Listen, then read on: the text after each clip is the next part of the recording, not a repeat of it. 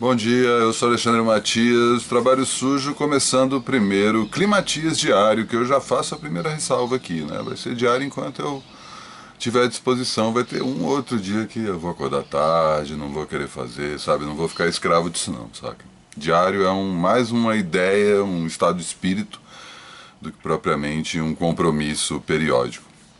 E como eu expliquei no vídeo de apresentação, que seria o Climatias número 0, depois até preciso renomear ali, é um vídeo, um serviço que eu presto aqui gratuitamente para vocês, para a gente conseguir passar por esse período de quarentena sem enlouquecer e aproveitando esse momento para conhecer coisas legais e fazer coisas que, enfim, eu estava conversando ontem com o Pena Schmidt, grande Pena aqui, salve um abração aqui para ele. Estava conversando sobre outras coisas e no fim a gente chegou meio que a uma conclusão que, sabe aquela hora que você fala assim, quando tiver tempo eu consigo arrumar a minha agenda, consigo dar uma geral nos meus discos, quando eu tiver tempo eu consigo organizar. Acho que a hora é agora, saca? Aquela coisa que a gente sempre ficava procrastinando, deixando assim, uma hora eu resolvo, uma hora eu resolvo. Já era, saca? Eu acho que fica aí como uma primeira dica a gente começar a parar para pensar justamente em quais eram as coisas que a gente deixava para resolver depois, porque o dia, muita correria, um monte de coisa para fazer. Agora não temos um monte de coisa para fazer, né? Continuamos com nossos trabalhos aí, espero, né? Enfim, eu tô aí na parcela junto com a classe artística, refém aí do final dos shows e bolando o que fazer para suprimir isso. Apesar de jornalista, boa parte da minha renda atual vinha da produção de eventos que reuniam públicos. Então, tenho pensado muito como é que supre-se essa relação. O jornalismo continua, né, daquele jeito que a gente conhece, capenga, magro, fraco, pagando mal. Mas, vamos lá, né, não dá para ficar parado, então acho que está todo mundo pensando nisso. Espero que os empregadores também, né. Só que, enfim, a gente sabe como são as coisas na realidade. Mas vamos lá, eu não estou fazendo isso para ganhar dinheiro, pelo menos por enquanto. Se algum patrocinador quiser bancar isso aí, pode entrar em contato. Mas a ideia é sempre trazer coisas que fazer e aos poucos vou desenvolvendo alguns quadros, algumas regrinhas, né? Enfim, a gente sempre trabalha com isso, de ter alguns alicerces para ajudar a tentar entender o que está acontecendo. A primeira mudança é que eu estou finalmente, né, a primeira situação, eu estou com as mãos livres, né? Como vocês podem ver, estou filmando na horizontal também, que era uma coisa que me incomodava em relação ao vídeo selfie, aquela coisa de se autofilmar. Prefiro o plano horizontal, também vai estar no YouTube, então quem preferir assistir no YouTube também está lá. Inclusive é um outro canal que não é o canal que eu subo os vídeos, né? Para quem não sabe, todos os shows que eu filmo eu coloco no meu canal do YouTube. Se digitar o meu nome tá lá, os primeiros resultados, o Trabalho Sujo também aparece.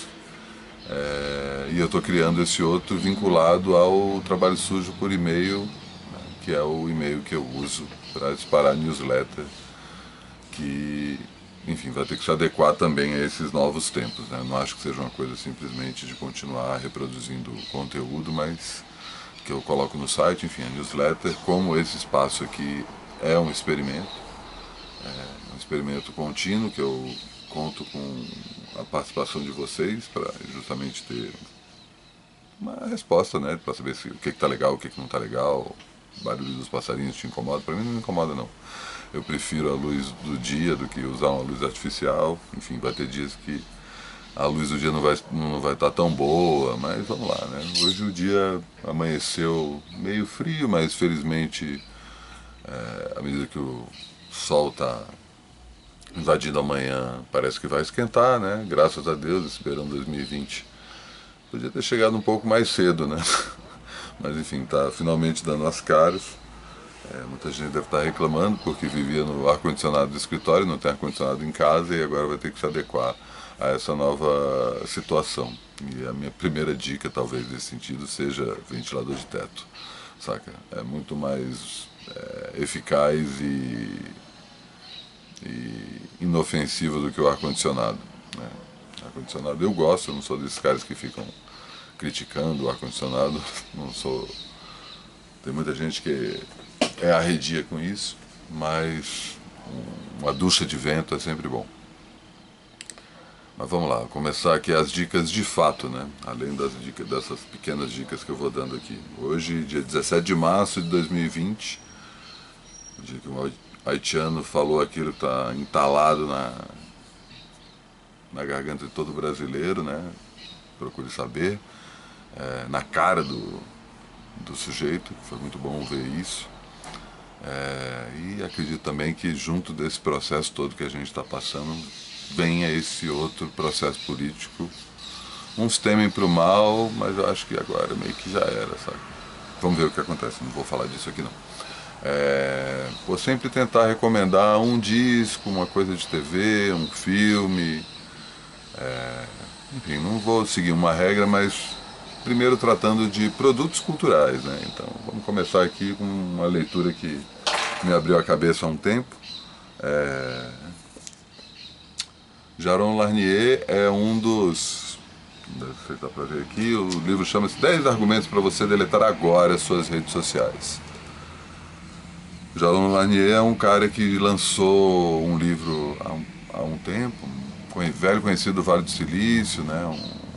Figura ali que circula meio no underground daquela cena de startup tecnológico, uma espécie de guru, e ele publicou um livro há um tempo no Brasil chamado Você Não É um Aplicativo, ou Você Não É um Gadget, não lembro como foi a tradução. E agora a Intrínseca lançou esse livro que é direto exatamente o que ele diz. Esse livro não saiu agora e eu também não vou ficar preso só a lançamentos, vou falar disso, de coisas que estão saindo e coisas que valem a pena ser relembradas. Ele fala desde o início da importância de ter a consciência sobre o que as redes sociais fazem contigo. Assim.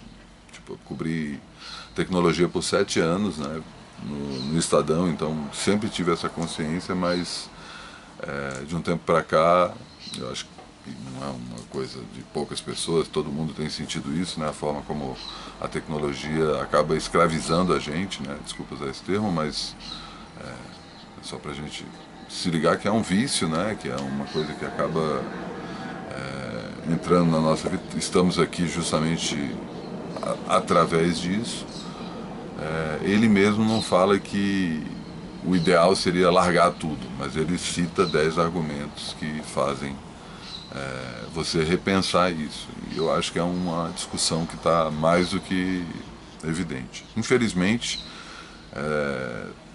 eu tomei essa decisão de abandonar as redes sociais esse ano, e isso acontece exatamente nesse momento em que o contato humano tem de ser evitado, né?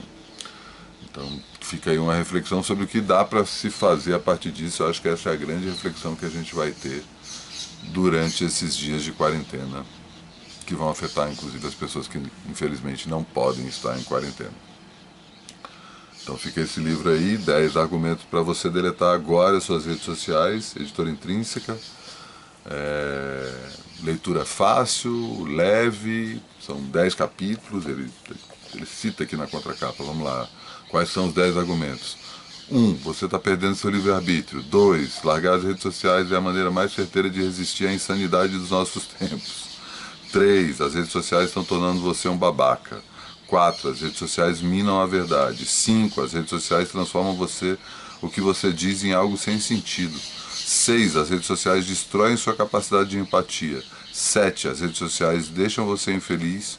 8. As redes sociais não querem que você tenha dignidade econômica. 9. As redes sociais tornam a política impossível. E 10. As redes sociais odeiam a sua alma. São esses 10 argumentos, cada um deles é um capítulo e ele se aprofunda mostrando que é mais do que uma frase de efeito, ou uma bravata, ou uma coisa feita para a gente se assustar, que cada um desses, o que as redes sociais fazem com a gente, realmente está preso no mecanismo dessas invenções, né? De novo, isso eu já falei em outras situações por escrito, e também no Vida Fodona, não sei se algum ouvinte do Vida Fodona aí, que são raros, mas enfim, eu sei que eles estão aí, não sei se estão assistindo, mas comentar sobre sair das redes sociais não quer dizer sair da internet, né? Acho que a internet é um mundo vasto a ser explorado que justamente as redes sociais acabam colocando a gente nessa gaveta e a gente para de observar isso. A comparação que eu faço é que as redes sociais estão para o mundo online como o shopping está para o mundo offline, né? O shopping tenta passar aquela sensação que tudo que você precisa está no shopping, né? Mas para começar não tem nem céu aberto, né? Então essa metáfora aí também funciona para as redes sociais, inclusive o próprio céu aberto.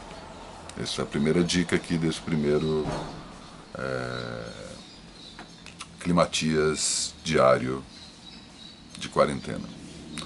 Vou falar agora de música, citar alguns trechos de música, vou soltar um pouco do Chromatics. Tá alto, tá legal? Dá pra pegar? Deixa eu achar aqui a capa dele.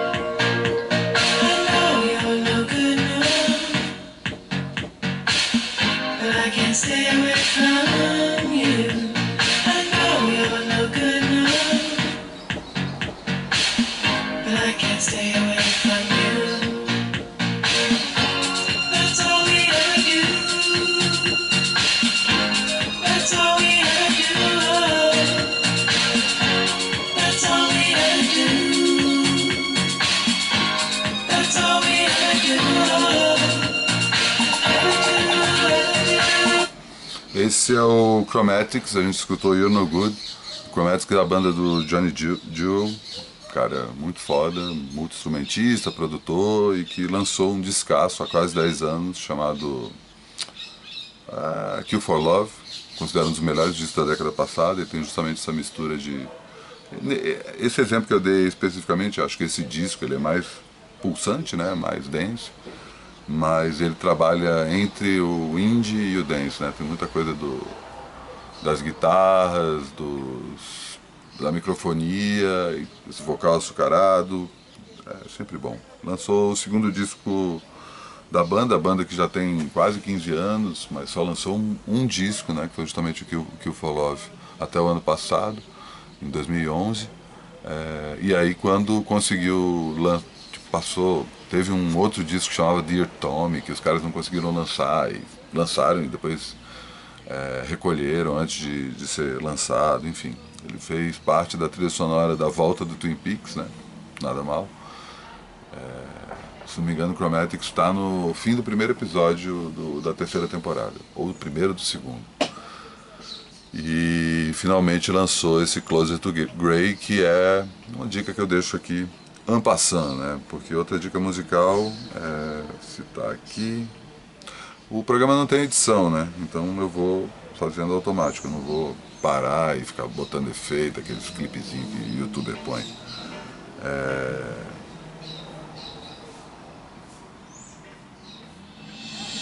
Cê tá de fora da foda,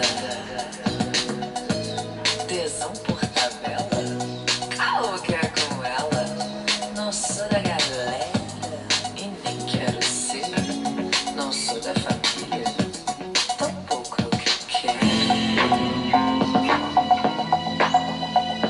De fora da foda, escurecer, de fora da foda. Vou abaixando aqui. Essa é Fora da Foda, da Letrux, disco novo, Letrux aos Prantos, cara, finalmente lançou na sexta passada. Eu vou tirar o som, né? O ideal seria deixar rolando, até estava pensando em colocar som de fundo, mas eu não sei como é que funciona o YouTube, né? Quer dizer, eu sei por um lado, né? Tanto que eu tô transferindo esses vídeos para um outro canal, como eu estava comentando, né? O Climatias, né, vai ficar no vídeo, no canal do Trabalho Sujo por E-mail, para não confundir com o canal Trabalho Sujo já, porque tem muita infração de direito autoral, né? Vou ver se eu consigo trabalhar com o canal do YouTube tradicional aqui nessa conversa. E se eu deixar um som rolando, pode ser que a tesourinha do YouTube venha me gongar o meu vídeo, né? Enfim, vou ver qual é. Letrux estava devendo esse disco há um tempo já, né? Enfim, nem cobrança, mas ela já vem falando aí desde o do ano passado que estava começando a trabalhar no segundo disco e tal, e criou uma senhora expectativa que foi cumprida muito bem. Assim, eu acho que ultrapassou a expectativa, né? Um disco que a principal qualidade que me saltou logo aos ouvidos de cara é a excelência da produção. Aí tanto a Natália quanto o Arthur, que trabalham com ela desde o do primeiro disco, foram produtores com ela do Em Noite de Climão. Cara, esmerilharam, assim, saca? É um disco... Ele me lembra em vários momentos, não musicalmente, mas mais sonoramente, um disco do Pulp, sabe? Uma coisa... Um disco do Bowie, manja, fina, sofisticado. Não tem medo, inclusive, de ser brega. Eu acho que essa Fora da Foda, que tem a participação da Love Fox, Letícia é muito boa também em escolher as participações, não só em termos de textura musical e contribuição artística, mas também de personalidade, né?